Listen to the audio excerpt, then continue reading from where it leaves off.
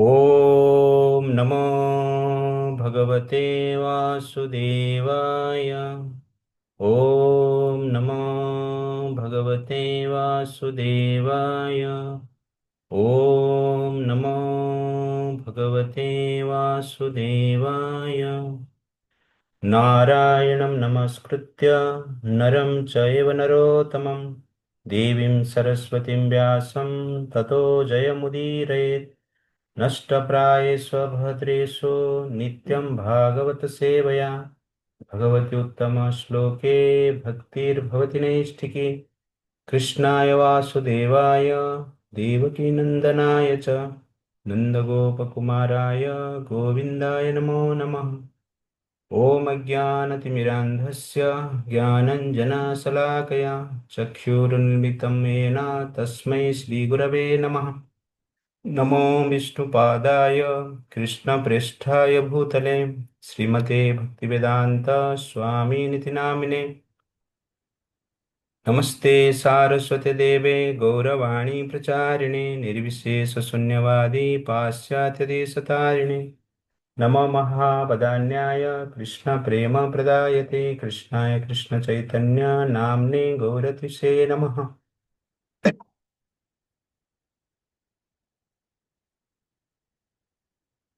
हे कृष्ण करुणा सिंधो दीनबंधो जगत्पते गोपेश गोपिका कांत राधा कांत नमस्तुते।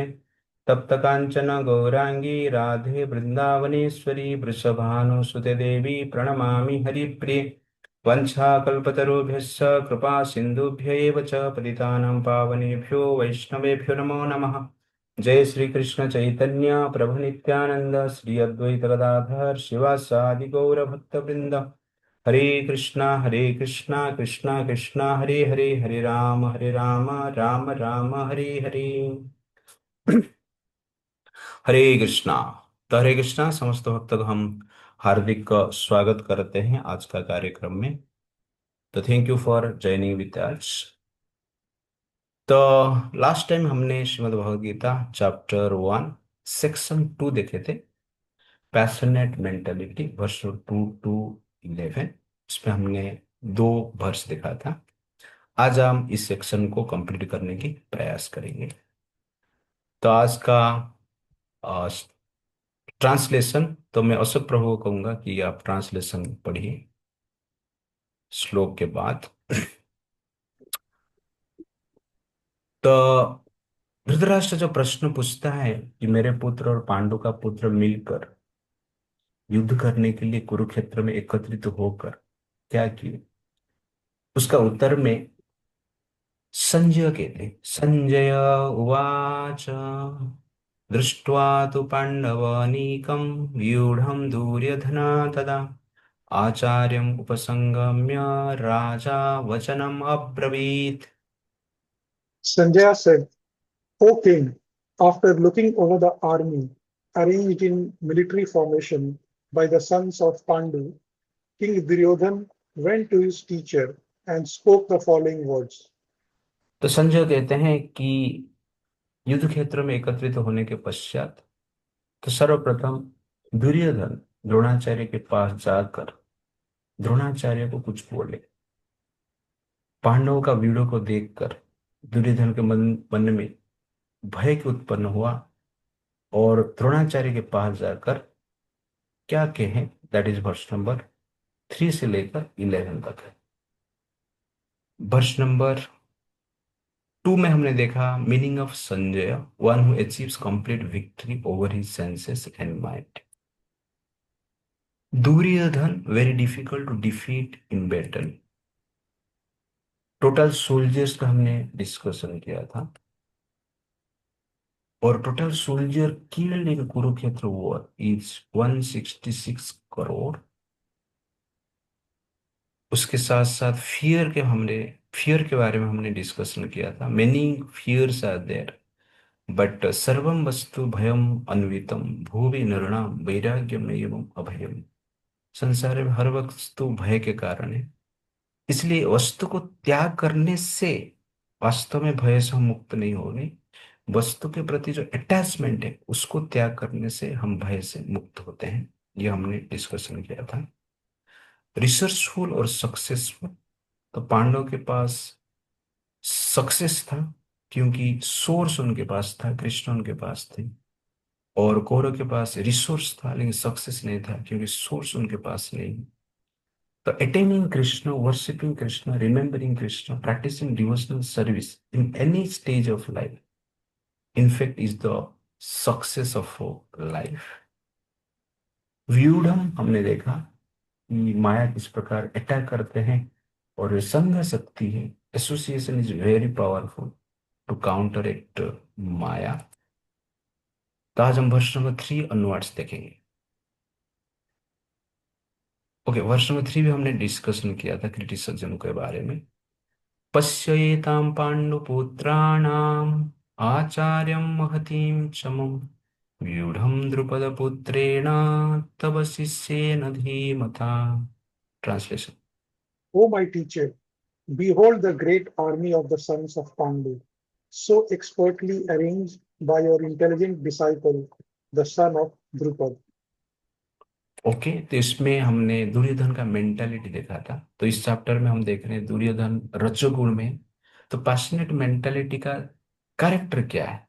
तो पहले हमने फियर देखा, उसके साथ साथ यहाँ पर हम देख रहे हैं डिप्लोमेसी देख रहे हैं कि किस प्रकार डिप्लोमेटिकली वो क्रिटिसाइज कर रहा है द्रोणाचार्य को, और उसके साथ साथ एनकरेज भी कर रहा है कि आप मेरे गुरु हो।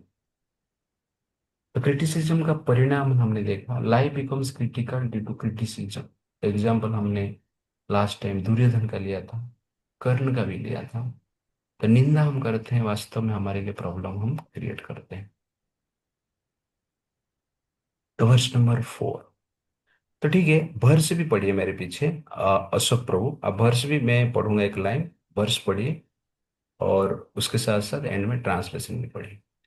अत्र शूर महाईषु आसा Atra suro maha ve asa भीमार्जुन समायुधि Arjuna samayuddhi युधान विराटस्य Yudhana viratasya द्रुपदस्य महारथा। Drupadasa maharatha. Here Here in this in, ar- okay, yes, you read.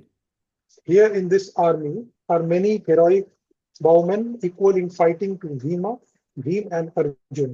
Great fighters like Yudhan, Veer and Drupad. Okay, तो यहाँ पर दुर्योधन पांडवों के आर्मी में कौन कौन महारथी है बता रहे हैं।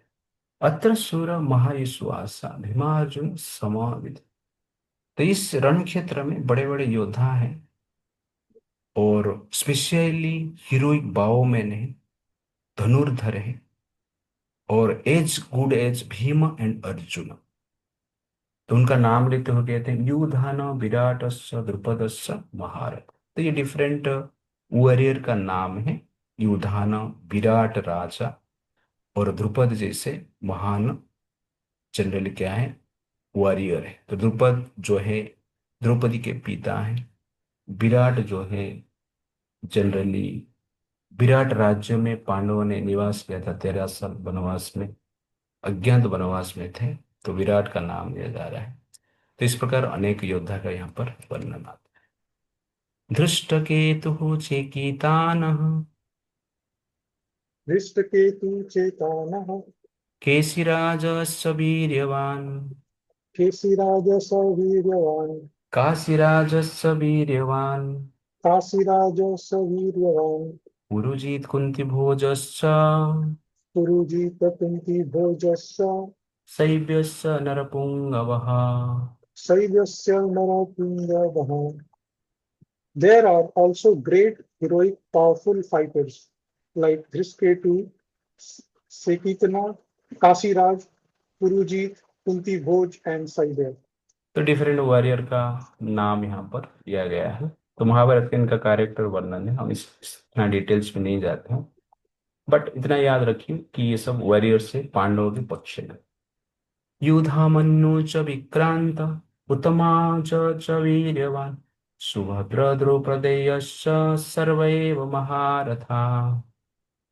There are the mighty Yuddhamanyu, Yudhmani, the very powerful Uttamanu, the son of Subhadra and the sons of Draupadi. All these warriors are great chariot fighters. Okay, तो डिफरेंट वॉरियर्स यहाँ पर है, son of Subhadra, son of Draupadi, Uttamanuja and other warriors का description यहाँ पर दिया गया है। तो यहाँ पर स्पेशली जनरली दुर्योधन एक प्रकार की कंपैरिजन कर रहा है। तो दुर्योधन कह रहा है कि भीमा अर्जुन समायुधि, भीम और अर्जुन के जैसे समान युद्ध करने वाले यहाँ पर व्यक्तित्व है। तो जो लॉर्ड ऑफ, जो मोड ऑफ पैशनेट में रहते हैं, तो वास्तव में उनका एक स्पेशल क्वालिटी है कंपैरिजन करना, कंपेयर करना। तो कंपैरिजन करना, क्रिटिसाइज करना मोड ऑफ पैशन का ये नॉर्मल सिम्टम है। तो हमारे मन में कंपेरेटिव मेंटेलिटी, कंपैरिजन की इच्छा है और क्रिटिसिज्म करते रहते हैं, तो जानना चाहिए कि हम मोड ऑफ पैशन से इन्फ्लुएंस्ड। तो मोड ऑफ पैशन जब इन्फ्लुएंस करता है, व्यक्ति जनरली इस प्रकार की भावना उत्पन्न करता है। तो ये मोड ऑफ पैशन का नेचर है। जैसे आप मिर्ची आपको आपका हाथ में लग गया, तो वो जनरली क्या होगा, आपको तीखापन देगा। और हाथ लेके आपने आंख को लगा दिया, तो आंख में जलन शुरू हो जाएगी। मिर्ची को मुंह डालेंगे तो तीखापन आएगा। तो ये मिर्ची का स्वभाव। तो ये स्वाद जो है मिर्ची से आता है, वैसे भाव जो है गुण से आता है, और कुछ नहीं। ये सिंपल हिसाब समझ। तो तीन गुण का भाव अलग अलग। तो मिर्ची रजोगुण का भाव है शनि से, गन्ना सत्वगुण है, मीठा है कि नहीं। और इमली मान लो खट्टा है, तो इमली को टेस्ट करेंगे तो खट्टा की स्वाद आएगा, मिर्ची को टेस्ट करेंगे तो तीखा का स्वाद आएगा, और गन्ना को टेस्ट करेंगे तो स्वीटनेस का स्वाद आएगा। तो स्वाद का जो अनुभव आप कर रहे हैं, ये तीन ऑब्जेक्ट का नेचर है। वैसे ये तीन गुण क्या करते हैं, मन को टच करते हैं, चेतना को टच करते हैं। और पैशन जब टच करता है, तब जाकर, तब जनरल कंपैरिजन की मेंटलिटी है, क्रिटिसिज्म की मेंटलिटी आता है, फियरफुल व्यक्ति हो जाता है। तो ये जनरल रजोगुण का स्वाद है, प्रभाव। ये चेतना के द्वारा, मन के द्वारा उसको हम क्या कर सकते हैं, अनुभव कर सकते हैं। तो तीखा से बचने के लिए क्या करना है, मिर्ची खाना बंद कीजिए, तो तीखा से आप बच जाएंगे। तो ठीक उसी प्रकार कंपैरिजन मेंटेलिटी से बचना है, क्रिटिसिज्म मेंटेलिटी से बचना है, तो हमें ऐसे एटमोसफेयर रहना चाहिए कि जहां पर पैशनेट एटमोसफेयर ना हो, और कम से कम पैशनेट एटमोसफेयर में रहना आवश्यकता है। That is very very important. तो आजकल संसार में एक सबसे बड़ा प्रॉब्लम गरीब के लिए भी और रिच पर्सनैलिटी के लिए भी, एजुकेटेड के लिए भी, अनएजुकेटेड के लिए भी, पावरफुल के लिए भी और पावरलेस के लिए भी, कंपैरिजन। तो कंपेयर के कारण व्यक्ति जनरली एंग्जाइटी में रहता है।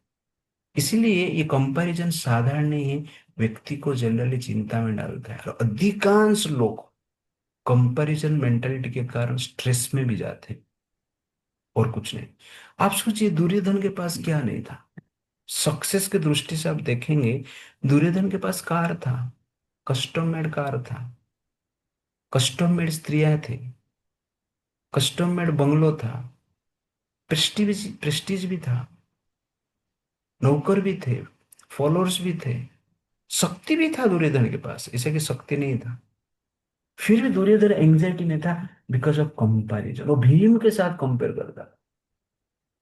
ये दुर्योधन का प्रॉब्लम है। भीम और अर्जुन का यहाँ पर नाम ले रहा है, स्पेशली भीमा अर्जुन कहता है, स्पेशली भीम के साथ वो कंपेयर करता था। क्यों, भीम भी गदाधारी था और दुर्योधन भी गदाधारी था, क्लब फाइटिंग। तो कंपैरिजन जनरली क्या है, दो सेम क्वालिटी के बीच में आता है, दो सिंगर के बीच में कंपैरिजन होता है, दो स्पीकर के बीच में कंपैरिजन होता है, दो स्पोर्ट्स स्टार के बीच में कंपैरिजन होता है, जो दो केमिस्ट्री टीचर के बीच में, स्टूडेंट के बीच में, फिजिक्स टीचर के बीच में, स्टूडेंट के बीच में, ठीक है ना, पीएचडी होल्डर के बीच में कंपैरिजन होता है, ब्यूटी के बीच में कंपैरिजन होता है। तो हम अपना ब्यूटी के लिए, पावर के लिए, पोजीशन के लिए, धन के लिए, गाड़ी के लिए, बंगलों के लिए, ड्रेस के लिए, ज्वेलरी के लिए, ठीक है ना, इन्फ्लुएंस के लिए कंपैरिजन करके एंजाइटी में रहते हैं। As soon as we come under comparison, the next step is frustration. Comparison automatically leads to frustration. If that comparison arises from envy, ईर्ष्या से जो कंपैरिजन हम करते हैं वो हमें फ्रस्ट्रेशन की ओर लेके जाता है। लेकिन प्रेम से जब कंपैरिजन करते हैं वो जनरली हमें सेटिस्फेक्शन देता है और हमें इंस्पिरेशन देता है। तो healthy comparison is out of love and that gives satisfaction and inspiration. तो when you see compare and you are satisfied and inspired by that person, तो इसका अर्थ है वो कंपैरिजन प्रेम से उत्पन्न हो। लेकिन जो कंपैरिजन से आपको दुख लगता है, एंग्जाइटी में हम जाते हैं, फ्रस्ट्रेशन में जाते हैं, वो कंपैरिजन जनरली क्या है, एनवी से होता है, वो मोड ऑफ पैशन से होता है। तो healthy comparison is good for inspiration, but unhealthy comparison envious के लिए, एनवियस नेचर के लिए होता है। और ये पैशनेट मेंटालिटी का एक प्रकार की सिम्टम। और Duryodhan unhealthy comparison life time किया हुआ है। तो दुर्योधन स्पेशली भीम का एक लोहे का स्टेच्यू बनाया था और स्टेच्यू को प्रतिदिन गधा में मारता था। उसका जीवन का एक लक्ष्य था कि भीम को मुझे मारना है। इसलिए दुर्योधन कभी भी उसके जीवन में एक रात भी शांति से सो नहीं पाया। सब कुछ है फिर भी शांति से नहीं सो पाया, बिकॉज ऑफ कंपैरिजन। तो आप सोचिए थॉट कितना पावरफुल है। ये थॉट आपका सक्सेस, आपके पास सक्सेस होते हुए भी ये थॉट के कारण, नेगेटिव थॉट्स के कारण, कंपैरिजन मेंटेलिटी के कारण सुख नहीं मिलता है। सुख का हर साधन है लेकिन सुख हम प्राप्त नहीं कर पाते, बिकॉज ऑफ थॉट। इसीलिए ये थॉट साधारण नहीं है। ये थॉट जनरली आपका सुख और दुख का कारण, फ्रस्ट्रेशन और सेटिस्फेक्शन का कारण। इसीलिए थॉट को साधारण मत लीजिए। पर थॉट जनरली हमारा लाइफस्टाइल से बनता है, और लाइफस्टाइल जनरली क्या है, गुण के प्रभाव से होता है। और गुण के प्रभाव के कारण लाइफस्टाइल बनता है, लाइफस्टाइल के कारण भी गुण चेंजेस होता है। इसीलिए कंपैरिजन मेंटालिटी से हमें दूर रहना चाहिए। तो comparison is the real reason for frustration. Comparison is the prison of frustration. Comparison compels a person to go against Vedic injunctions also। Compare करेंगे तो धर्म को भी आप छोड़ देंगे, क्योंकि आप कंपेयर कर रहे हो ना। इसीलिए अधर्म से वो चीज प्राप्त करने की आप इच्छा करते हैं, और कुछ नहीं। इतना ध्यान रख लीजिए सब लोग, कि संसार में एक से बढ़कर एक लोग रहेंगे ही नहीं। आप ब्यूटीफुल है, आपसे बड़ा ब्यूटीफुल रहेगा। आप पावरफुल है, आपसे बड़े पावरफुल लोग रहेंगे। आप इंटेलेक्चुअल है, आपसे बड़े इंटेलेक्चुअल लोग रहेंगे। आप कोई भी क्षेत्र, आप बड़े सिंगर है, आपसे बड़े सिंगर रहेंगे। इस संसार में एक से बढ़कर एक व्यक्ति रहेगा, और ये आवश्यकता भी है। संसार में differentiation is not for frustration, it is for function. तो डिफरेंशिएशन ये फ्रस्ट्रेशन का कारण नहीं होना चाहिए। इंटेलिजेंस व्यक्ति जानता है it is a function, it is a need, ये आवश्यकता है समाज के लिए, नहीं तो कैसे होगा। तो जिस प्रकार हमारा शरीर है, शरीर का हर पार्ट है, हर पार्ट का काम अलग है। ब्रेन टॉप में है, उसका काम अलग है। और लोअर पार्ट में जो पार्ट है उसका काम अलग है। राइट हैंड का काम अलग है, लेफ्ट हैंड का काम अलग, किडनी का काम अलग है, लंग्स का काम अलग है। तो ये सब पार्ट मान लो कंपेयर करेंगे तो क्या होगा। राइट हैंड को मार लगा, लेफ्ट हैंड बोले मैं स्ट्राइक में जाता हूँ, तो प्रॉब्लम हो जाएगी। ठीक है। तो कहने का अर्थ है हम कंपेयर करके वास्तव में स्वयं को ही प्रॉब्लम में डाल रहे हैं, विपत्ति में डाल रहे हैं। इसलिए comparison is the real cause of frustration in today's world, is the biggest thing. Everyone is frustrated because of comparison. और सबसे एक से बढ़कर एक संसार में रहेंगे, इसलिए हमें चिंता करने की जरूरत नहीं है। हम जूता के लिए कंपेयर करते हैं। कोई तो कह रहा था, आप जूते के लिए कंपेयर कर रहे हो, लेकिन ऐसे संसार में लोग हैं जिसका पैर ही नहीं, तो जूते के लिए क्यों कंपेयर कर रहे हो।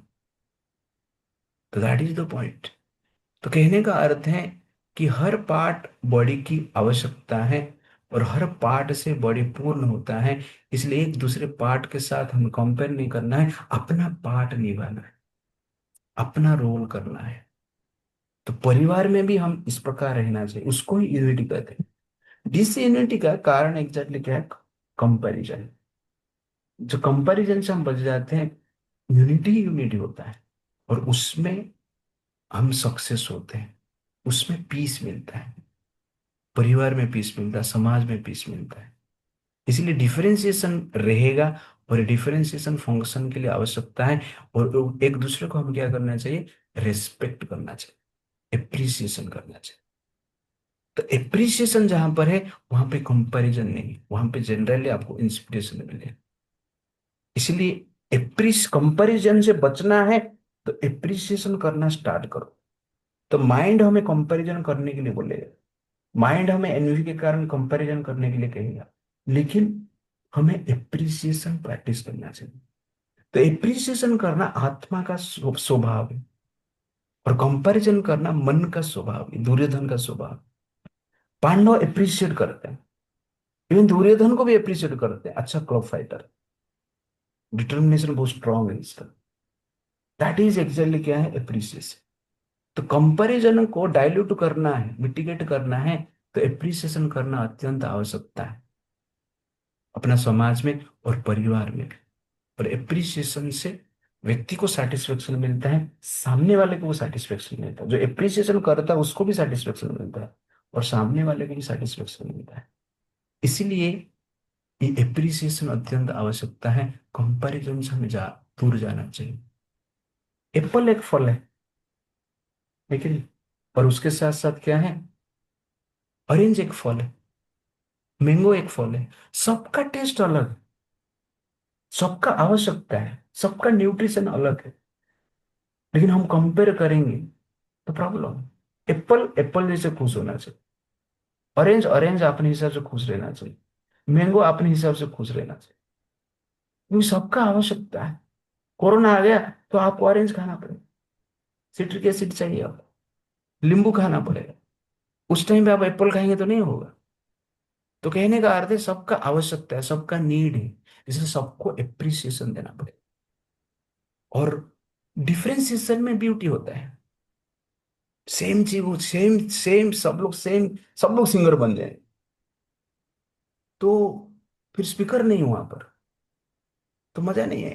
थोड़ा स्पीकिंग होना चाहिए, थोड़ा सिंगिंग होना चाहिए, लेकिन थोड़ा जोक भी होना चाहिए, तो मजा है। लेकिन जैसे बटाटा वड़ा का एग्जाम्पल मैंने लास्ट टाइम दिया था, खाली बटाटा वड़ा आप खाएंगे, खाली बटाटा खाएंगे तो कुछ मजा नहीं है। बॉईल कर दे और खा ले, कुछ मजा नहीं है। खाली जीरा खाएंगे, खाली सरसों खाएंगे, खाली कड़ी पत्ता खाएंगे, खाली कुतमरी खाएंगे, खाली तेल पिएंगे, कुछ मजा नहीं है। लेकिन ये सबको एक साथ जब हम कढ़ाई में लेके आते हैं, जीरा डालते हैं, सरसों डालते हैं, तेल डालते हैं, लेकिन बटाटा को मसाला फसाला डाल के बनाते हैं, उसके बाद फ्राई करते हैं, बटाटा वड़ा बनता है, तब मजा आता है। तो मजा कब आएगा? जब साथ में आएगा। अकेले क्या मजा करेंगे? जीरा सोर्स के साथ कंपटीशन में लग जाएगा, कंपैरिजन में लग जाएगा। जीरा बोलेगा सोर्स, अरे तू काली है, सोर्स बोलेगा अरे तू गोरा है। तो प्रॉब्लम है। ये काली और गोरे की बात नहीं है, ठीक है ना? ये बात जनरली क्या है? साथ में आने, साथ में आएंगे तो टेस्ट आता है, साथ में आएंगे तो मजा आता है, साथ में आएंगे तो स्ट्रेंथ आता है, साथ में आएंगे तो जीवन आता है। That is the test. इसलिए हमें कंपैरिजन मेंटेलिटी से बचना चाहिए। और गीता जनरली हमें सिखाता है कि हमें एप्रिसिएशन मेंटेलिटी के द्वारा जीना है, कंपैरिजन मेंटेलिटी के साथ हमें जीना नहीं। This is very very important. The comparison for inspiration is best comparison, but comparison out of frustration and self-appreciation is worst comparison. Comparison out of envy gives frustration, and comparison out of appreciation gives inspiration, motivation, and satisfaction. तो एक बार एक बेगर था। तो एक बेगर आके एक आदमी को कुछ भीख मांगा। तो बड़ा आदमी था, तो भीख मांग रहा है, तो आदमी जनरली पूछता है, are you Hindu, are you Muslim, are you Christian, are you Buddhist? तो भिखारी कहता है, मैं बुद्धिस्ट नहीं हूँ, मैं हिंदू नहीं हूँ, मैं क्रिश्चियन नहीं हूँ, मैं मुस्लिम नहीं हूँ, मैं भूखा हूँ। इस प्रकार जनरल लोग कहते हैं। तो द पॉइंट इज दैट कि कहने का अर्थ है, हम अपना रिस्पॉन्सिबिलिटी करना है। तो मैं ये एग्जांपल इसलिए दिया है कि हमें कंपैरिजन नहीं करना है, लेकिन अपना रिस्पॉन्सिबिलिटी करना है। हाँ, कहाँ कहाँ पर कंपैरिजन की आवश्यकता है। राइट और रॉन्ग का कंपैरिजन करना ही पड़ेगा। राइट और रॉन्ग का कंपैरिजन नहीं करेंगे तो प्रॉब्लम। तो ये कंपैरिजन को जनरली क्या कहते हैं, हेल्दी कंपैरिजन कहते हैं, जो कि आपको आगे लेके जाएगा। लेकिन जो कंपैरिजन आपको एंग्जाइटी देता है, नीचे गिराता है, दैट इज जनरली क्या है, प्रॉब्लम। इस प्रकार इस प्रकार क्लैरिटी के साथ हम संसार में जीना है। सेकंड पॉइंट है estimation of strength of maya. तो दुर्योधन एस्टिमेट करता है कि पांडवों की इतना स्ट्रेंथ है, इसलिए वो अपने आचार्य को बता रहा है। और ये क्षत्रिय का धर्म है, एस्टिमेशन करना है। ये भी हम सीख सकते हैं। तो एस्टिमेशन आवश्यकता है। तो एस्टिमेशन हम हमारे लिए क्या करना है, हम क्या एस्टिमेशन करना चाहिए? तो माया का पावर को एस्टिमेशन हमें करना चाहिए। कभी कभी हम क्या सोचते हैं, मैं भक्त बन गया, अब हरे कृष्णा में आ गया, चैंटिंग कर रहा हूं, माया को मैं डिफीट कर दूं। ये जो भावना है, ये प्रॉब्लम है। Being fearful of maya keeps us in a peaceful condition. Being fearful of maya is a protection for degradation. माया से डरना चाहिए। माया इतना आसान नहीं, माया को जीतना। तो भगवान गीता में कहते हैं जनरली, मम माया दुरत्यया, दैवी यश गुणमयी मम माया दुरत्यया, माम एव ये प्रपद्यन्ते मायम एतम तरन्ति ते। कि मेरा जो इस माया शक्ति है ना, बहुत पावरफुल। दुरत्यया, दुरत्यया मतलब उसको कोई डिफीट नहीं कर सकता। डिफीट कौन कर सकता है? मेरे शरण में जो आता है। तो प्रभुपाद जी एक बार प्रार्थना कर रहे थे भगवान कृष्ण को कि भगवान, आप मुझे आपकी माया से बचाइए। अमेरिका में ये प्रार्थना कर रहे थे। तो उनका डिसाइपल ने सुना कि प्रभुपाद जी को माया क्या कर सकता है यार। प्रभुपाद जी प्रार्थना करते हैं माया को बचा, माया से बचने के लिए। प्रभुपाद जी तो माया को डिफीट कर रहे हैं।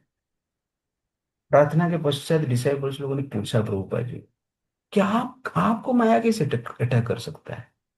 अब तो माया को डिफीट करने वाले जो माया है, माया में पड़े हो, उनको आप बचा रहे हो, और आप प्रार्थना कर रहे हो कि मुझे भगवान माया से बचाओ। तो प्रभुपा जी ने थोड़ा हंसे, और हंसते हुए प्रभुपा जी ने कहा कि इसलिए मैं माया से बच क्यों, क्योंकि मैं भगवान को प्रार्थना करता हूँ, प्रतिदिन मैं प्रार्थना करता हूँ कि हे भगवान मुझे माया से बचाइए। एग्जैक्टली ऐसे ही प्रभुपा जी से पहले बहुत साधु संत अमेरिका गए थे। सब लोग ने, लगभग कुछ ज्यादातर साधु संत अमेरिकन जनरली पावर से, ब्यूटी से, संपत्ति से, ग्लैमर से इन्फ्लुएंस होके साधु वृत्ति को छोड़ दिए थे। प्रभुपाद जी ऐसे ही एक व्यक्तित्व है, और कुछ कुछ भी, बट यहाँ पर हम स्पेशल प्रभुपाद को के बोल रहे हैं। ऐसे ही व्यक्तित्व है जो माया से इन्फ्लुएंस नहीं है। प्रभुपाद जी को कोई कहा कि आप अमेरिका में आए तो आपको अमेरिकन ड्रेस पहनना पड़ेगा, सूट बूट जिस पहन के आपको रहना पड़ेगा, टाई पहन के रहना पड़ेगा, ठीक है नहीं, और चम्मच में खाना पड़ेगा, ठीक है ना, कांटे वाला चम्मच रहता है ना, उसमें खाना पड़ेगा। तो खाते खाते जीवा में लग गया तो फिर जीवा ही खराब हो जाएगा, ठीक है ना, इस प्रकार। तो प्रभुपाद जी ने कहा कि नहीं, मैं यहाँ पर जनरली कुछ लेने के लिए नहीं आया, कुछ देने के लिए आया। और प्रभुपाद जी ने कभी अपना अटायर चेंज नहीं, कभी अपना खान पान नहीं बदले, और हाथ से ही खाते थे। लेकिन प्रभुपाद जी ग्लास में से पानी पीते थे ऊपर उठा के, और पानी पूरा गिरता था जनरली मुंह में। तो सबको आश्चर्य लगता, ये बड़ा अट्रैक्टिव चीज था कि किस प्रकार पानी भी गिर रहा है मुंह में। आकर्षक था वेस्टर्न पीपल के लिए। दैट इज एक्सेल प्रभुपाद, वे सबको हाथ में खिलाना सिखाए प्रभुपाद जी जाकर। तो कहने का अर्थ है, प्रभुपाद जो कहते हैं, मैं भी माया को माया से बचने के लिए प्रार्थना करो। और प्रभुपाद जी कभी कभी कहते थे कि मेरे डिसाइपल का एक प्रॉब्लम, वो लोग माया को भयभीत नहीं होते, माया से डरते नहीं। माया को डरना चाहिए, क्यों? माया खींच लेगा, हमें पता नहीं चलेगा। इसलिए माया से बच के रहना चाहिए। प्रभुपाद जी क्या करते थे, कभी कभी अमेरिका में, लंदन में नाइट क्लब में भी जाते थे, और वहां पर भी जपमाला लेके आते थे। तो शिष्य लोग देखकर सोचते थे, प्रभुपाद जी हम भी नाइट क्लब में जाएंगे, प्रचार करेंगे। तो प्रभुपाद जी बोलते, ठीक है नाइट क्लब में जाओ, लेकिन लौट के आ जाना, वो वेरी वेरी इंपॉर्टेंट है। उधर रह जाएगा तो प्रॉब्लम है। तो कहने का अर्थ है, माया से जीतना इतना आसान नहीं। बड़े बड़े साधु संत शास्त्रों में वर्णन है, इसका डिस्कशन हम बाद में करेंगे। पर यहाँ पर माया का स्ट्रेंथ को समझना है। इतना समझना है कि हम माया से बच नहीं सकते, जीत नहीं सकते माया को, जब तक हम कृष्ण हमें प्रोटेक्ट नहीं करते। और जो धन है ना, बहुत पावरफुल है, लेकिन आपको फूल भी बना सकता है। धन सबसे बड़ा पावरफुल है, लेकिन सबसे बड़ा पतन का कारण भी हो सकता है, जिसे कि हम एप्स्टीन फाइल्स में अभी देख रहे हैं। अब सोचिए, एप्स्टीन फाइल्स में हजार हजार लोगों का नाम है जो कि सेक्स में लिप्त है, बच्चियों को शोषण कर रहे हैं, ह्यूमन मीट खा रहे हैं, और बड़े बड़े पर्सनैलिटी। आप सोचिए, धन क्या नहीं कर सकता है। Powerful personality, power and money corrupt people. इसीलिए ज्ञान की आवश्यकता है, नॉलेज की आवश्यकता है, गुरु की आवश्यकता है, गाइडेंस की आवश्यकता है। बुक पढ़ के कुछ नहीं होगा। सबके पास बुक है, सब हर जगह पे गीता है अब, लेकिन परफेक्ट पर्सनल कनेक्शन की आवश्यकता है प्रोटेक्शन के लिए। अदरवाइज धन क्या कर सकता है आप देखिए। सबसे ज्यादा पैसा, पैसा इतना ज्यादा पैसा करेगा क्या?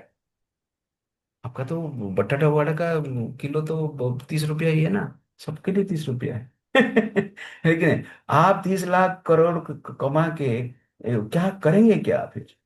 तो लोग ये करते, पहले जिसके पास धन था वो लोग जनरली क्या करते थे, यज्ञ करते थे। और यज्ञ में स्पेशली दान का व्यवस्था था, गरीब को, ब्राह्मण को, और बाकी लोग को फैसिलिटी दिया जाता था। जैसे कि भगवान के मन में, सबके मन में भगवान ही होते थे। यज्ञ एक के बाद एक यज्ञ चलता रहता। ये जनरली तृतीय युग में होता था, द्वापर युग में भी लोग करते थे। आजकल ये सब भूल गए। पैसा हो गया तो क्या करेगा अभी पैसा? आपके पास खर्चा करने के लिए कुछ सिस्टम ही नहीं है। तो जनरल क्या करते हैं, पाप में वो खर्चा हो जाता है, अपने आप खर्चा हो जाता है। तो इसलिए धन सबसे बड़ा प्रॉपर्टी है, लेकिन हमारा जो ओरिजिनल प्रॉपर्टी है, ओरिजिनल क्वालिटी, डिवाइन क्वालिटी है, उसको नष्ट करने के लिए धन सबसे बड़ा कारण भी बन जाता है। इसलिए धनवान व्यक्ति को अधिक कॉशियस होना चाहिए गरीब से। गरीब क्या करेगा? उसके पास है ही नहीं कुछ। उसका दिन तो चिंता में जाता है, खाना कैसे खाऊंगा करके मैं, यस जनरल नीड जो है उसको मेंटेन करने में जाता है। इसलिए धनवान व्यक्ति जनरली नीचे गिरने का चांसेस ज्यादा है, वही गिर रहे हैं संसार में हम देख रहे हैं। और आप इतना भी याद रखिए कि आप धनवान हैं, एजुकेटेड हैं, अरिस्टोक्रेटिक फैमिली में, इलाइट फैमिली में, पहले कुछ आपने तपस्या किया है, पुण्य किया है। वो पुण्य के बल से आपको एक प्रकार की एनवायरमेंट मिला है, एक प्रकार की इंटेलिजेंस मिला है, एक प्रकार की अवसर मिला है, जिसके कारण आप ये पोजीशन में। और तपस्या को जनरली एब्स्टीन जैसे पाप कर्म में हमें यूज नहीं करना चाहिए, क्योंकि वही कर्म हमें नीचे गिरा देता है। जिस धन के लिए आपने तपस्या किया था, इस संसार में भी धन प्राप्त करने के लिए आपने तपस्या किया, लेकिन यही तपस्या, इस जन्म का तपस्या, लास्ट जन्म का तपस्या, हमें जनरली क्या करता है, तब बना देता है नेक्स्ट लाइफ। तो पावरफुल है। तो सोचिए आप, इसलिए ये माया बहुत पावरफुल है। आप धन, आपको धन दे के माया आपको फंसा देगी, आपको गरीब बना के भी माया फंसा देगी। गरीब बन के बोला, अरे मेरे पास, मैं तो गरीब हूं इसलिए मैं चोरी कर दी, एक्सक्यूज। ठीक है, मेरे पास धन है इसलिए मैं एप्स्टीन, उस क्या बोलते हैं, उस द्वीप में जाके मजा कर रहा हूं। ये है माया, इसको ही माया कहते हैं और कुछ नहीं। इसीलिए माया के पास बहुत पावर है, जो कि हमें फूल बना सकता है। Powerful personalities becomes fool, full of fool, because of maya. तो this is generally very very important point to be noted. ये है पैशनेट मेंटेलिटी का पावर है। वर्ष नंबर 7, अस्माकं तु विशिष्टाये, पढ़िए। अस्माकं तु विशेषताय तान् निबोध द्विजोत्तमा, तान् निबोधादित्तमा नायका मम सन्न्यस्य, नायका मम सन्न्यास संज्ञार्थं तान् ब्रवीमि ते। तां तन्मृण्मयिते.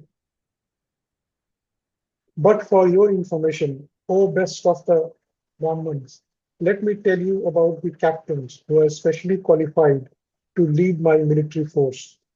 ओके, तो यहाँ पर दुर्योधन कहता है अस्माकं तु विशिष्टाय। तो अपना आर्मी के बारे में दुर्योधन बता रहा है। पांडवों के आर्मी के बारे में बता दिया, अभी अपना आर्मी के बारे में बता रहा है। क्या है? अस्माकं तो विशिष्टाई तन निबोधो द्विजोत्तम। मेरे आर्मी में विशिष्ट personality, special personality, special warriors है। नायका मम सन्न्यस्य, सब लोग नायक है। खलनायक नहीं, यहाँ पर सब लोग नायक। वास्तव में खलनायक ही, लेकिन नायक जैसे इन पर वर्णन किया गया है। लेकिन मैं नायक नहीं हूँ, मैं खलनायक हूँ। गाना सुना रहेगा। मुझे याद आया नहीं, नहीं तो मैं गाना ढूंढता था उसको। ठीक है। नायक, नायका मम सन्न्यस्य संज्ञार्थम तान ब्रवीमिते। और उनका मैं क्या कर रहा हूं, आपको बता रहा हूं, उनका इंट्रोडक्शन दे रहा हूं। भवान भीष्मस्य कर्णस्य भवान् भीष्मस्य कर्णस्य कृपास्य समितिं जयः कृपास्य समितिं यः अस्वस्थमा विकर्णस्य अस्वस्थमाविकर्णस्य सौमदति तथैव च। तथा च. There are personalities like you, Bhishma, Karna, Kripa, Aswasthama, Vikarna, and the son of Somdat, called Bhurisrava, who are always victorious in battle. Okay, तो अपना आर्मी के बारे में बता रहा है दुर्योधन। और उसके साथ साथ यहाँ पर, ठीक है, ये वर्ष भी पढ़ लेते हैं। अन्ये स बहवः सुराः अन्यो बहवः सुरास्य मदर्थे त्यक्तजीविता, मदार्थे जीविता नानाशस्त्रप्रहारणाः नानाशस्त्रप्रहारिणः सर्वयोधविशारदः। Sarvayudha Visarada. There are many other heroes who are prepared to lay down their lives for my sake. All of them are well equipped with different kinds of weapons and are all experienced in military science. Okay, तो यहाँ पर दुर्योधन अपना army के बारे में बता रहा है। और वर्ष नंबर 8 में स्पेशल कहता है भगवान भीष्मस्य कर्णस्य कृपास्य समितिंजय। वो भीष्म का नाम लेते हैं। भगवान मतलब द्रोणाचार्य, आप स्वयं हैं।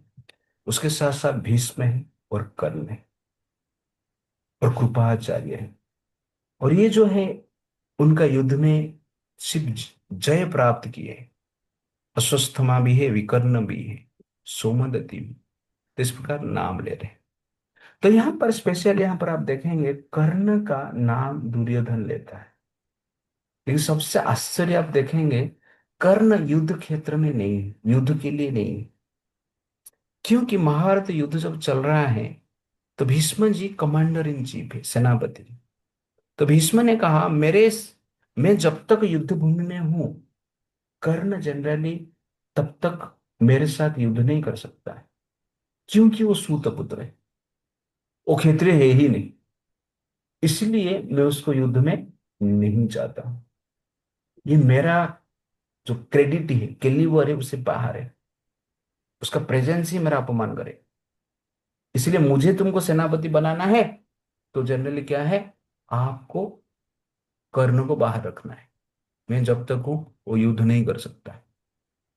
वो घोड़े को घास खिलाएगा। कहने का अर्थ है दूसरा कार्य करेगा, लेकिन युद्ध नहीं करेगा। तो ये कर्ण के लिए बड़ा अपमान की बात था। लेकिन दुर्योधन के लिए उपाय नहीं पूछता, भीष्म को छोड़ नहीं सकता। इसीलिए वो कंडीशन में राजी हो। लेकिन बताते टाइम, स्टार्टिंग डे में ही, युद्ध से पहले ही, वो किसका नाम ले रहा है कि मेरे पार्टी में कर्ण भी है। वो कर्ण तो उसका फील्ड में नहीं है, लेकिन कर्ण उसका दिल में। वास्तव में दुर्योधन कर्ण के भरोसे ही युद्ध कर रहा है। वो जानता है भीष्म और द्रोण, ये लोग का एफेक्शन पांडव के प्रति अति अधिक है। मेरे पार्टी में युद्ध कर रहे हैं अलग बात है, लेकिन दिल उनका पांडवों के प्रति। कहने का अर्थ है, भीष्म और द्रोण के दिल में पांडव है, और दुर्योधन का दिल में कौन है? कर्ण है।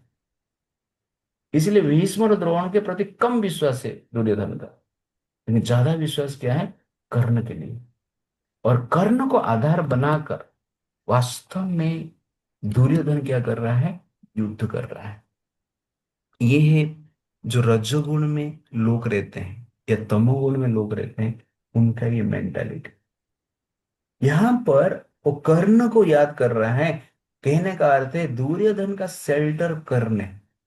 कर्ण मतलब पावर। तो जो भौतिकवादी व्यक्ति रहते हैं, रजोगुण में प्रभावित रहते हैं, वो सुप्रीम पावर का शेल्टर नहीं लेते, मटेरियल पावर का शेल्टर लेते। मटेरियल पावर ही उनके लिए सब कुछ है, सुप्रीम पावर को याद ही नहीं करते। आप दुर्योधन का केस में यहां पर देखेंगे, दुर्योधन पांडवों का आर्मी के बारे में वर्णन कर रहा है। भीम का नाम लिया, अर्जुन का नाम लिया, द्रुपद के पुत्र का नाम लिए, लेकिन नहीं, अनेक योद्धा का नाम लिया, विराट का या नाम लिया, द्रुपद का नाम लिया, लेकिन एक जन का नाम नहीं लिया, वो कृष्णा। और कृष्ण वहां पर खड़े, वहां पर बैठे हैं, सबके सामने बैठे हैं, लेकिन दुर्योधन ने उनका नाम ही नहीं लिया। तो ये जनरली मटेरियलिस्टिक पर्सनैलिटी का मेंटेलिटी, भौतिकवादी व्यक्ति का मेंटेलिटी क्या है? वो भगवान को रिकॉग्नाइज ही नहीं करते। भगवान हर स्थान पे है, हर हृदय में है। भगवान का शक्ति हर स्थान में प्रकट हो रहा है। एवरी एवरी एटमोस्फियर में, एवरी इंच में भगवान का मिराकल है, कृष्ण का मिराकल है। लेकिन जो रजोगुण से प्रभावित रहते हैं व्यक्ति, वो भगवान को रिकॉग्नाइज ही नहीं करते, क्योंकि मटेरियल पावर का शेल्टर वो लोग लेके बैठे हैं। कर्ण को रिकॉग्नाइज कर, कर्ण युद्ध फील्ड में नहीं है, फिर भी कर्ण का नाम ले रहे हैं।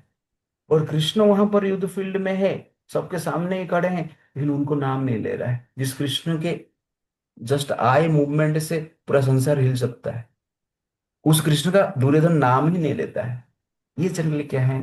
जो प्राउड रहते हैं, एरोगेंट रहते हैं, इससे पर्सनैलिटी का क्या है? मेंटालिटी। भगवान को रिकॉग्नाइज नहीं करता। The nature of arrogance.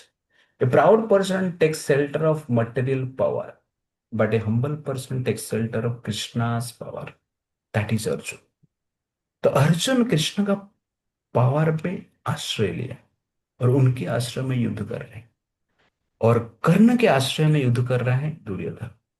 तो संसार में आप किसका आश्रय में रहना चाहते हो, आप डिसाइड कर सकते हो। जो अहंकार से प्रेरित रहते हैं, वो मटेरियल पावर के आश्रय में रहते हैं, और जो वास्तव में डिवाइन पावर से प्रेरित रहते हैं, वो भगवान कृष्ण के आश्रय में रहकर कार्य करते हैं। Arrogance means neglecting God, whereas humility means recognizing God. तो भगवान को नेग्लेक्ट करना ही अहंकार का प्रतीक है, ये रजोगुण का प्रभाव। और भगवान को एक्सेप्ट करना ही ह्यूमिलिटी का प्रतीक है। तो ह्यूमिलिटी और अहंकार में से ज्यादा कुछ अंतर नहीं है। आप मटेरियल पावर का शेल्टर लेके जी रहे हो, दैट इज अहम भाव, अहंकार। ये कार में सब लोग घूमते हैं, बाकी कार किसके पास है या नहीं है पता नहीं, लेकिन अहंकार सबके पास है। ये कार बड़ा बड़ा एक्सीडेंट ही करता है। और गारंटी एक चीज है, नरक के लिए स्पीड में आप जा सकते हैं ये कार में। इसलिए संसार में कोई नहीं बोल सकता है कि प्रभु जी मेरे पास कार नहीं है। आपके पास कार, उसको ही हम कहते हैं अहंकार। ये सबसे बड़ा कार है। अहंकार नहीं रहेगा तो कार रहे या नहीं रहे कुछ फर्क नहीं पड़ता है, लेकिन अहंकार रहेगा, साइकिल भी रहेगा तो भी प्रॉब्लम प्रॉब्लम क्रिएट करेगा। इसलिए क्या है, अहंकार ये सबसे बड़ा डिमन है। आत्मा डिमन नहीं है। शरीर भी डिमांड नहीं है, बुद्धि भी डिमांड नहीं है, अहंकार ही डिमांड है। और ये अहंकार क्या करता है? बुद्धि को डिमोनियक बना देता है। ये अहंकार क्या करता है? मन को भी डिमोनियक बना देता है। और ये अहंकार क्या करता है? सेंसेस को डिमोनियक एक्टिविटी में लगा देता है। इसलिए ये सबसे बड़ा डिमन है, सबसे बड़ा राक्षस है। इसलिए अहंकार से हमें दूर रहना है। और जो नम्र व्यक्ति है, वो व्यक्ति क्या करते हैं? अहंकार का कार में नहीं घूमते, वो भगवान के आश्रय का कार में घूमते। That is very very important है। तो दो चीज है, एक है अहंकार, एक है नमस्कार। तो अहंकार के कार में डिमंस घूमते हैं, और नमस्कार का कार में भक्त घूमते हैं। तो भक्त भगवान को नमस्कार करते हैं, और अभक्त क्या करते हैं? भगवान को तिरस्कार करते हैं, रिकॉग्नाइज नहीं करते। दुर्योधन रिकॉग्नाइज नहीं करता है। और कलयुग में संसार में ज्यादातर लोग देखेंगे अहंकार से प्रेरित है, और अहंकार से अपना भगवान बनाया, वो अलग बात है। लेकिन जो भी कल्ट कृष्ण और राम को तिरस्कार कर रहा है, that is a cult of अहंकार। और जो कल्ट कृष्ण और राम को एक्सेप्ट कर रहा है, that is a cult of नमस्कार। तो आपके पास दो ऑप्शन है। अब नमस्कार का कार में घूमना चाहते हैं या अहंकार का कार में घूमना चाहते हैं? अहंकार का कार आपको डायरेक्ट नरक की ओर लेके जाएगा, और नमस्कार के कार आपको डायरेक्ट वैकुंठ की ओर लेके जाएगा। इवन इस संसार में भी वैकुंठ का एटमोस्फियर आपको देगा, फीलिंग देगा। अर्जुन नमस्कार के कार में घूमता था, और दुर्योधन अहंकार के कार में घूमता था। इसलिए नमस्कार कृष्ण को रिकॉग्नाइज करता है, और अहंकार कृष्ण को नेग्लेक्ट करता है। तो arrogance means neglecting God, whereas humility means recognizing God. A proud person takes credit for others' dedication and contribution. जो प्राउड पर्सन रहते हैं, यहाँ पर जनरल आप देखेंगे, दुर्योधन कहता है, अन्य अन्य च बहवो सुराः मदर्थे त्यक्त्य जीविता। कि बहुत सारा वॉरियर है, मेरे लिए जीवन दे सकते हैं। इस प्रकार जनरल लोग कहते हैं। तो ए proud person tax credit for others dedication and contribution.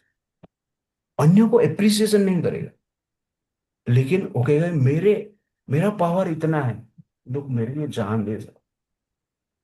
इस प्रकार विचारधारा में वो लोग जनरली क्या करते हैं? जीते हैं। तो ये पैशनेट मेंटेलिटी का जनरली सिम्टम्स है।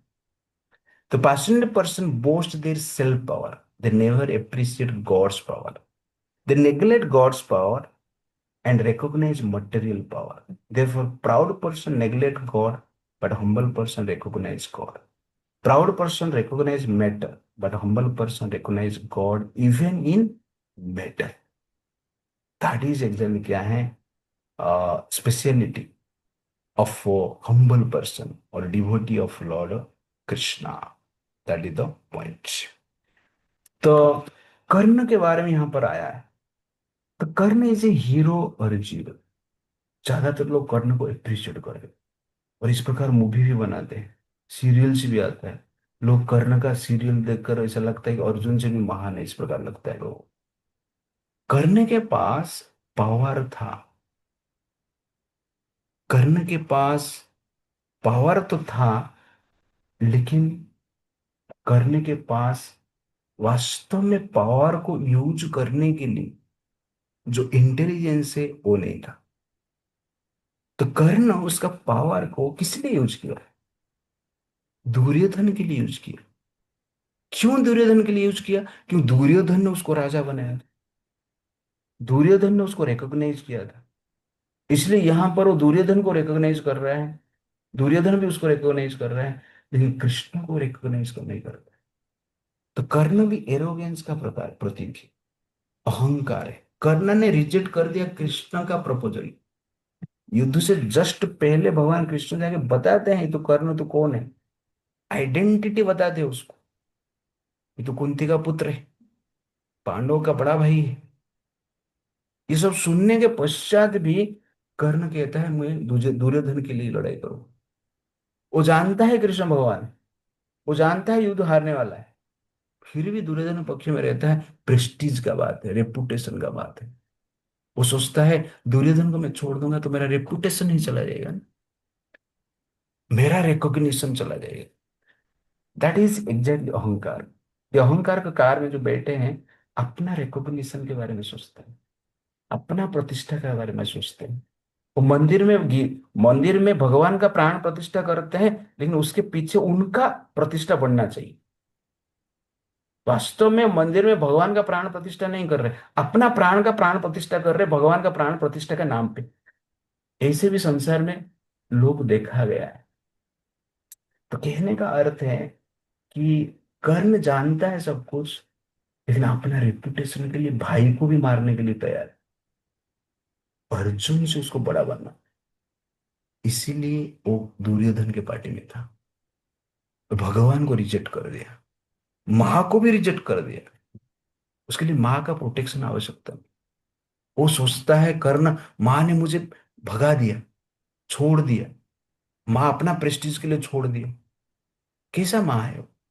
संतान का कार्य है माता का प्रेस्टीज बचाना है। माता का प्रेस्टीज बचाने के लिए, पिता माता का मान सम्मान रखने के लिए संतान को मान सम्मान सहन करना चाहिए। पिता माता का मान सम्मान रखने के लिए संतान को जीवन भी देना चाहिए। That is the duty of संतान। ये कर्ण का दायित्व बनता था। कुंती महारानी को आक्षेप करने से पहले, क्रिटिसाइज करने से पहले, बेटा का धर्म ये होता है। लेकिन कर्ण ने ये नहीं सोचा। कर्ण केवल अपना रेपुटेशन के बारे में सोचा, और दुर्योधन का नाम लेकर कर्ण ने कार्य किया। इसलिए कर्ण अपना रेपुटेशन के लिए जिया, अपना रिकॉग्निशन के लिए जिया, समाज कल्याण के लिए कर्ण नहीं जिया। कभी कभी समाज कल्याण करने के लिए भी व्यक्ति को रेपुटेशन छोड़ना चाहिए। That is exactly Sadhu, that is धर्म। हमें रेपुटेशन के लिए नहीं जीना है, हमें अपमान के लिए भी नहीं जीना है, हमें मान के लिए नहीं जीना है, हम अपमान के लिए नहीं जीना है, हमें धर्म के लिए जीना है। दैट इज हमारा मान है, दैट इज हमारा reputation. This is real understanding. संसार में ज्यादातर लोग रेपुटेशन के लिए जीते हैं। संसार में हम देखा है पावरफुल पर्सन है रेपुटेशन के लिए जीते हैं। कृष्ण का रेपुटेशन को कुछ किसको पड़ी नहीं। लेकिन वास्तव में जब हम कृष्ण का रेपुटेशन के लिए जिएंगे, धर्म का रेपुटेशन के लिए जिएंगे, वास्तव में वो हमारा रेपुटेशन होगा। उसके लिए अपमान भी होगा तो भी चलेगा। That is our greatest reputation. If you get greatest blasphemy for the reputation of Krishna, this is our greatest reputation in this world. This is called bhakti, devotional service. Arjun ने वो कार्य, द्रौपदी ने वो कार्य, पांडवों ने वो कार्य, कर्ण अपना रेपुटेशन के लिए कितना बड़ा युद्ध बना दिया आप सोचिए। कितना बड़ा युद्ध का कारण बन गया आप सोचिए, केवल प्रेस्टीज के लिए। कर्ण चाहता था युद्ध रुक जाता था। जब कृष्ण जाके कर्ण को कहते हैं कि आप युद्ध मत करो, पांडवों के पक्ष में आ गए, अपने आप युद्ध बंद हो रहा था उस समय। कृष्ण इसलिए नहीं कर्ण को बोल रहे थे कि ये डर के हम कर रहे हैं। कृष्ण के लिए क्या डर है? कृष्ण के लिए तो संसार एक अंश है, कर्ण उसका क्या है, कुछ पार्ट नहीं। बट कर्ण को भी बचाना है, कर्ण का रेपुटेशन भी बचाना है, और संसार को भी रक्षा करना है। इसके लिए भगवान अप्रोच करते हैं। लेकिन कर्ण भी क्या करता है, कृष्ण को रिजेक्ट कर देते हैं। जब हम कृष्ण को रिजेक्ट करते हैं, वास्तव में हम स्वयं को ही रिजेक्ट करते हैं, स्वयं का रेपुटेशन को ही रिजेक्ट करते हैं। ये जानना आवश्यकता है। और दुर्योधन वास्तव में कर्ण को एक मोहरा बनाया है। वो जानता था ये पावरफुल है, अर्जुन से लड़ने वाला कोई व्यक्ति है तो कर्ण है। इसलिए उसको धन संपत्ति पावर देकर पोजीशन देकर सामने रखा था। ऐसा नहीं है कि दुर्योधन ने कर्ण को रिकॉग्निशन देकर एक सूत पुत्र का जनरली अभिषेक कर दिया, जात पा छोटे जात का लोग को ऊपर उठा लिया। कितना कितना कर्ण के बाद कितने लोग को किया है? लोग ऐसा आर्गुमेंट देते, लेकिन दुर्योधन ने बड़ा काम किया यार। कर्ण को ही वो, राज्याभिषेक कर दिया। बाकी कहीं शास्त्र में कहां पर है कोई सुतपुत्र का, कोई बाकी जात का लोगों को तो रिकॉग्निशन दुर्योधन ने नहीं दी। दुर्योधन केवल रिकॉग्निशन दिया कर्ण का पावर को देखकर। और दुर्योधन एक आतंकवादी है। आजकल के भाषा में आप कहेंगे तो आतंकवाद है। और आतंकवादी को मान लो कोई व्यक्ति सपोर्ट कर रहा है अपना दिल से जान से, तो व्यक्ति कैसा अच्छा हुआ। जितना भी कंस्पिरेसी रचा गया है पांडवों को मारने के लिए, सबके पीछे कर्ण है। द्रौपदी का वस्त्रहरण का प्लान कर्ण के प्रेजेंस में हुआ है, कर्ण उसको एक्सेप्ट किया है। पांडवों को लक्ष्याग्रह में मारने की जो प्रयास है कुंती महारानी के साथ अग्नि जलाकर, वो भी कर्ण वहां पर था। तो हर प्रकार की गैम्बलिंग हो, वस्त्रहरण हो, हर प्रकार की जो षड्यंत्र रचा गया है, उसके पीछे कर्ण था। हम बोलते हैं कर्ण हीरो। दान दे रहा था, दान दे रहा था मतलब हीरो हो जाएगा। ये तो एप्स्टीन फाइल में आप देखिए, एप्स्टीन फाइल में जितने लोग हैं सब लोग दानी ही हैं। सब लोग बड़े बड़े दान कर रहे हैं, समाज सोशल वर्क कर रहे हैं, बहुत सारे एनजीओ को पैसा दिए हैं। कितने लोग अभी पूजा करेंगे उनको देखते हैं। एप्स्टीन फाइल में जिसका नाम आया, जो कि रेप किए हैं, मर्डर किए हैं, सेक्स किए हैं बच्चे बच्चियों के साथ, अनलिमिटेड। क्या है चरित्र वहां पर। एक तरफ से इस प्रकार की पाप कर्म करेंगे, दूसरी तरफ से दान देते रहेंगे, तो क्या है, मानव हो गया। दान देने से मानव नहीं होता, मानवता को फॉलो करने से मानव होता है। आप दान देंगे लेकिन मानवता का फॉलो नहीं करेंगे, तो आप दान दान देकर भी दानव ही रहेंगे, मानव नहीं बन सकते। इसलिए कर्ण को जो कहता है कि हीरो है, ये जनरल एक प्रकार की भ्रम है। करोड़ आप दान करेंगे और जनरली किसका मर्डर करने के लिए, किसका इज्जत लूटने के लिए प्लान करेंगे, ये आपका चरित्र है। और जब इज्जत लूटा जा रहा था, कर्ण बोल रहा था क्या है कि तू तो 5 पति का पत्नी और एक हो जाएगा तो क्या प्रॉब्लम। ये है मेंटालिटी। हम कर्ण को हीरो कहते हैं, ये हमारा अज्ञान है। इसीलिए क्लैरिटी के साथ हम जीना है। तो कर्ण भी अहंकार का प्रतीक है, दुर्योधन भी अहंकार का प्रतीक है। ये दोनों अहंकार का कार में घूमते थे, पांडव लोग नमस्कार का कार में घूम रहे। इसलिए संसार पांडवों को आज नमस्कार कर रहा है, और अहंकार के कार में जो घूमते हैं, कभी कभी नमस्कार मिलता है, लेकिन वो भय के कारण हो सकता है, अज्ञान के कारण हो सकता है। बट आज दुनिया उसको तिरस्कार कर रहा है। इसलिए हमें अहंकार का कार में नहीं घूमना है, हम नमस्कार का कार में घूमना है। That is the point. Text है, अपर्याप्तम तदास्माकं अपर्याप्तं तदास्माकं बलं भीष्मा अभिरक्षितम् बलं भीष्माभिरक्षितम् पर्याप्तं तु इदमेतेषां पर्याप्तं तेषां बलं भीम अभिरक्षितम्। बलं भीमम् अभिरक्षितम्. Our strength is immeasurable, and we are perfectly protected by grandfather Bhishma, whereas the strength of the Pandavas, carefully protected by Bhim, is limited. तो यहाँ पर दुर्योधन कह रहा है, अपर्याप्तम तदस्माकं बलम भीष्म अभिरक्षित। हमारा जो बल है अतुलनीय, इमेजरेबल, क्योंकि भीष्म के द्वारा प्रोटेक्टेड है। पर्याप्तम तो इदम ये तेषां बलम भीम अभिरक्षित। पांडव का जो शक्ति है भीम के आश्रय में है। इसलिए क्या है, वो जनरली मेजरेबल है, लिमिटेड है, हमारा अनलिमिटेड है। तो पांडव का बल भीम के आश्रय में नहीं है, पांडव का बल कृष्ण के आश्रय में है। और अहंकार के कारण अर्जुन यहाँ, दुर्योधन यहाँ पर भी कृष्ण को रिकॉग्नाइज नहीं करता है, तो भीष्म को रिकॉग्नाइज यहाँ पर करता है। तो भीष्म जनरली, दुर्योधन जानता है कि भीष्म है पावरफुल है, उनको इच्छा मृत्यु का वरदान मिला है। जब तक वो इच्छा नहीं करते हैं तब तक वो मरेंगे नहीं। ये कॉन्फिडेंस था दुर्योधन का भीष्म के ऊपर, और ये कॉन्फिडेंस के कारण वो युद्ध लड़ने के लिए डिसाइड किया है, और कुछ नहीं। भीष्म के ऊपर कॉन्फिडेंस है, कर्ण के ऊपर कॉन्फिडेंस है, और द्रोणाचार्य के ऊपर कॉन्फिडेंस है। तो इसीलिए वो क्या कर रहा है, युद्ध लड़ने की विचार की। लेकिन ये ओवर कॉन्फिडेंस है। तो कॉन्फिडेंस और ओवर कॉन्फिडेंस, कॉन्फिडेंस अच्छा है, लेकिन ओवर कॉन्फिडेंस क्या होता है, problem. Confidence can help you to increase your position, power, and to get success. Confidence is required. लेकिन ओवर कॉन्फिडेंस हो जाएगा, then that overconfidence, because of that overconfidence, your power will be over, your success will be over, your peace will be over, everything will be over because of overconfidence. इसलिए confidence अच्छा है, over confidence problem.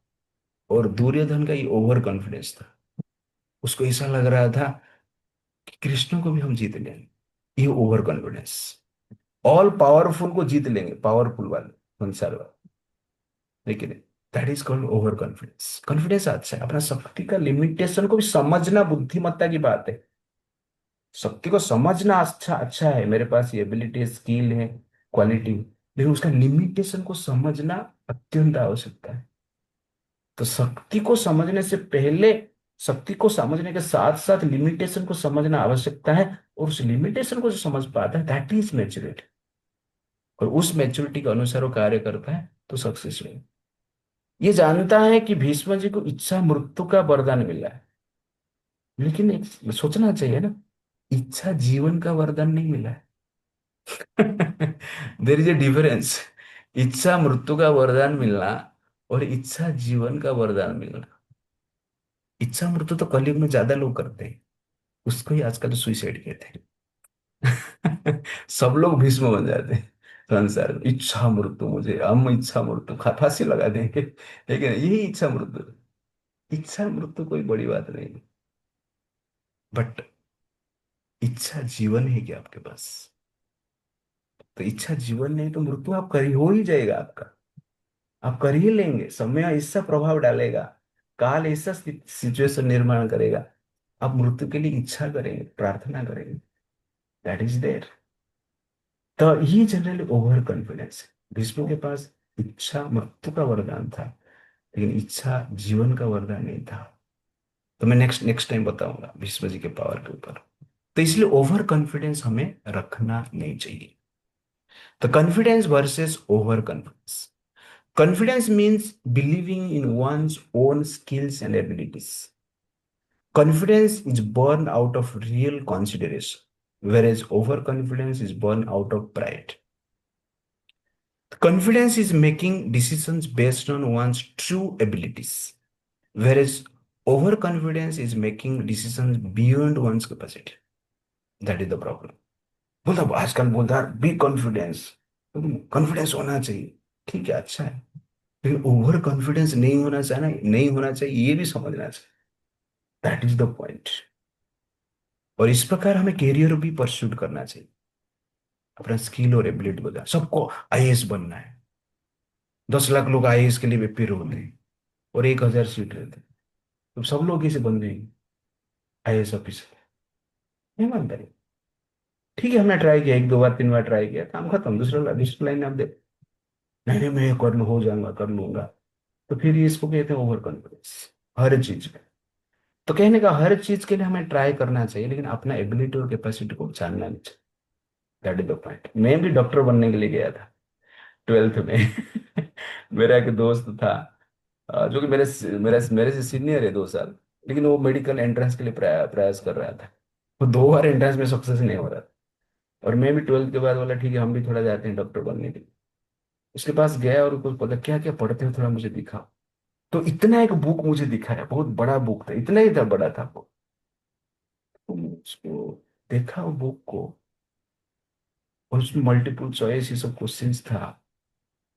इतना book आज तक बड़ा मैं देखा नहीं, मेरा जितना बुक मैं 12th में सब लोग को सबको मिला के जितना होगा ना, उतना एक ही बुक है उसका। उसका देखा यार, मेरे से ये नहीं हो। वो बुक को थोड़ा उठाया मैंने, बोला, इसको इसमें एक्सरसाइज करेगा तो ठीक है, बॉडी बनेगा। लेकिन इसको पढ़ाई करेगा तो फिर प्रॉब्लम हो जाएगा। तो मैंने डिसाइड किया, नहीं नहीं हमें नहीं चाहिए, हमें डॉक्टर नहीं बन सकते हम बीएससी करते हैं। ओके ना, तो उसके बाद हमने बीएससी में ज्वाइन किया। और मेरा भाई भी ट्राई किया था जनरली डॉक्टर बनने के लिए, उसका भी नहीं हुआ। 2 साल ट्राई किया, मैं बोला 2 साल ट्राई कर, बाद में छोड़ देना। बाद में गवर्नमेंट एग्जाम के लिए ट्राई किया, उसमें सक्सेस हुआ। वो 3 गवर्नमेंट एग्जाम, मैंने 3 गवर्नमेंट जॉब वो छोड़ा है अभी, है कि नहीं। तो इस प्रकार का नया गवर्नमेंट में काम कर रहा है। तो कहने का अर्थ है कि हमें अपना लिमिटेशन को भी समझना चाहिए। तो लिमिटेशन को समझकर कार्य करना, दैट इज ऑल्सो मेच्योरिटी। तो इस प्रकार दुर्योधन का ओवर कॉन्फिडेंस था, इसीलिए उसका डायनेस्टी ओवर हो गया, उसका सब कुछ चला गया। इसलिए ओवर कॉन्फिडेंस प्राइड के कारण होता है, एरोगेंस के कारण होता है, मोड ऑफ पैशन के कारण होता है। उसको कंट्रोल करना ही मेच्योरिटी है। That is very very important. Reality को समझना आवश्यकता है। हम कृष्ण के साथ लड़ाई नहीं करना है, हमारे एबिलिटी के बाहर जाके हमें कार्य नहीं करना है। तो ये रियलिटी को समझकर जब कार्य करते हैं, दैट इज एग्जैक्टली क्या है, maturity. When you act based on understanding of reality, that is exactly maturity in life. That is the point. Verse number 11 last. अयनेषु च सर्वेषु फलेषु च सर्वेषु यथा भागम अवस्थिताः यथा भागम् अवस्थिता भीष्ममेव अभिरक्ष्यन्तु भीष्म अगावरिक्षत्तु भवन्तः सर्वे वही। भवन्तः सर्वे हि all of you must now give full support to Grandfather Bhishma as you stand at your respective strategic points of entrance into the ranks of the army. Okay, तो यहाँ पर दुर्योधन कहता है, बाकी आर्मी को कहता है, सोल्जर्स को कहता है कि आप लोग भीष्म देव का प्रोटेक्शन कीजिए। तो सेनापति रहता है, सेनापति सब प्लान करते हैं, व्यूह बनाते हैं सेनापति। तो उनका प्रोटेक्शन करना भी एक आवश्यकता है, मुझे जिसका डायरेक्शन पे कार्य चलेगा। That is the point, he the driving force of the army.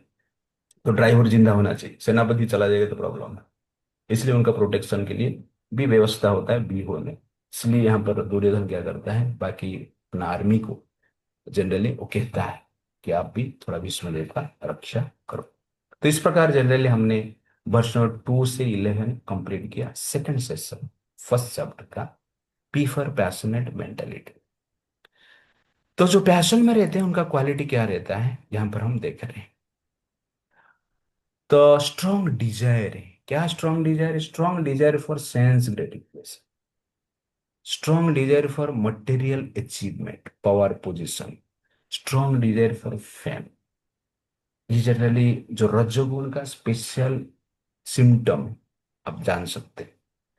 और क्या क्या क्वालिटीज हैं, इस इच्छा को पूर्ति करने के लिए, सेंस ग्रेटिफिकेशन को पूर्ति करने के लिए, मटेरियल अचीवमेंट को पूर्ति करने के लिए, और फेम को पूर्ति करने के लिए ये व्यक्ति क्या कर सकता है, डिप्लोमेटिक बनते हैं, क्रिटिसाइज भी करता है, डाउट में रहते हैं, फियर में रहते हैं, कंपैरिजन करते हैं, ईर्ष्या करते हैं, ओवर कॉन्फिडेंस का आश्रय लेते हैं, अहंकार का आश्रय लेते हैं, और अल्टीमेटली डिप्रेशन में रहते हैं।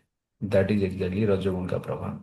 और हमारे पास भी ये सब क्वालिटी है, हमारे पास धृतराष्ट्र भी है, दुर्योधन भी, दोनों क्वालिटी हमारे पास है। अभी अर्जुन भी आएंगे आगे आगे नेक्स्ट टाइम। तो ये जनरली क्या है, रजोगुण का सिम्टम्स हमने देखा। Therefore confront your passion, otherwise passion will perish, destroy. तो रजोगुण को हम कंट्रोल करना चाहिए, अदरवाइज क्या करेगा वो रजोगुण हमारा विपत्ति का कारण बनेगा, संपत्ति देकर विपत्ति का कारण बनेगा। इसलिए हमें यह रजोगुण को कंट्रोल करना आवश्यकता है। तो नेक्स्ट टाइम हम देखेंगे कि किस प्रकार भीष्मदेव दुर्योधन को उत्साह देने के लिए शंख बजाते हैं, और भीष्मदेव का थोड़ा ग्लोरीज में उसको उसमें बताऊंगा, और पावर ऑफ इंफॉर्मेशन हम देखेंगे। हरे कृष्णा। तो थैंक यू वेरी मच। तो आज का टॉपिक यहाँ पर हम समाप्त करते हैं।